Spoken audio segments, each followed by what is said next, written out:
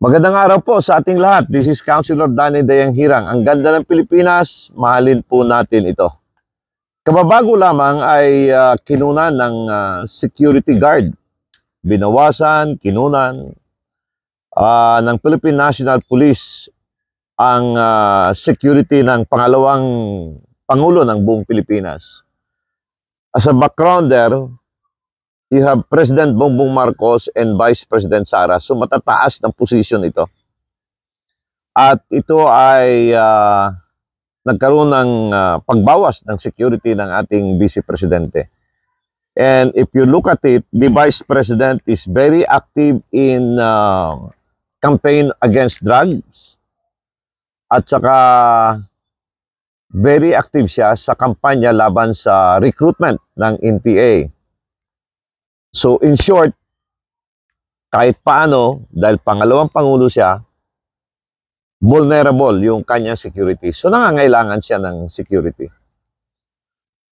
Dahil nandito, nung pagbawas ng Philippine National Police ng Guardia, ay nag-volunteer, nag-suggest si dating PNP Chief, Senator Ronald De La Rosa, ng Philippine National Police at ngayon senador na magtulong-tulong, bayanihan yung mga dating sundalo, pulis, na may kalaman sa security na tulungan si Vice President Sara Duterte.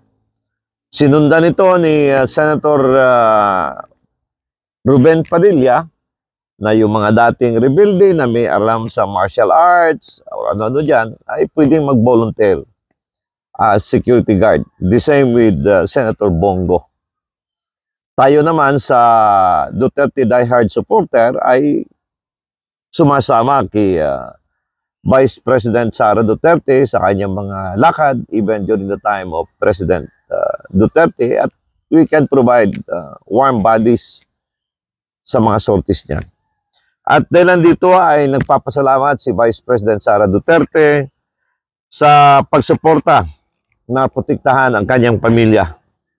Ang pakiusap lang niya ay tulungan at siguruhin ang seguridad ng kanyang pamilya, kanyang ina, ang kanyang husband at 4 na anak against attack in person, meaning physical, as well as including sa mga online, ibig sabihin sa mga social media. Kasi yung atake naman, hindi lang yung physical violence or actual, but pwede kang sirain sa ano-anong paraan. And sinabi naman niya na ang pagtatrabaho ay ng pamahalaan ay pag-alay ng buhay para sa bayan. Totoo yan. Parang sundalo yung mga politiko, expose yan sa labas. Parang sundalo din yan. So, sa kanya, okay lang. Trabaho yan eh. At yung pagpasok sa gobyerno ay parang buhay mo nakalalay para sa bayan. So, para sa kanya, ang importante ay hindi na kailangan mag-ambag-ambag ng pera at hindi na niya kailangan. But nevertheless, siya po ay nagpapasalamat ng tulong ng mga sambayanang Pilipino na tulungan siya sa pagbantay at and response to that, sabi niya, yung sa kanyang pamilya.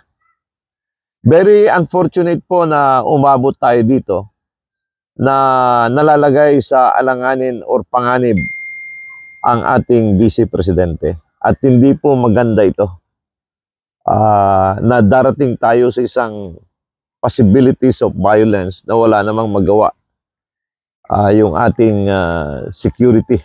Dahilan niya ay may mga rason, at ito ang sinabi ni Vice President ay may political harassment. Not only that, sinusundan pa yung kung saan nakatira siya sa nagrerenta ng bahay sa Metro Manila. Mabuti na lang yung mga homeowners ata ay bawal pumasok siguro doon ay napagpaalam sa kanya. So in a nutshell, hindi maganda po ito. Especially sa pangalawang Pangulo ng ating bansa. So protektahan po natin ang Vice President sa kanyang security, lalong-lalo na sa kanyang panawagan, sa kanyang pamilya, sa kanyang ina. At para sa kanya, yung pagpasok sa gobyerno nga ay, parte na yan ng risgo sa pagtulong or pagpasok sa government as Vice President of the Republic. Hanggat sa muli, ito po ang inyong lingkod, Danny Dayang Hirang, ang ganda ng Pilipinas. Maraming salamat po. A political analyst, Danny Dayang Hirang, shares his commentaries and analysis on the latest issues. As a veteran public servant, offering his insights and critical thinking. As an educator, he speaks the truth that matters. Our seasoned legislator, Danny Dayang Hirang, is live every Monday, Wednesday, and Fridays at 6:30 to 7:30 p.m. via Facebook. Follow us on our social media platforms for more details.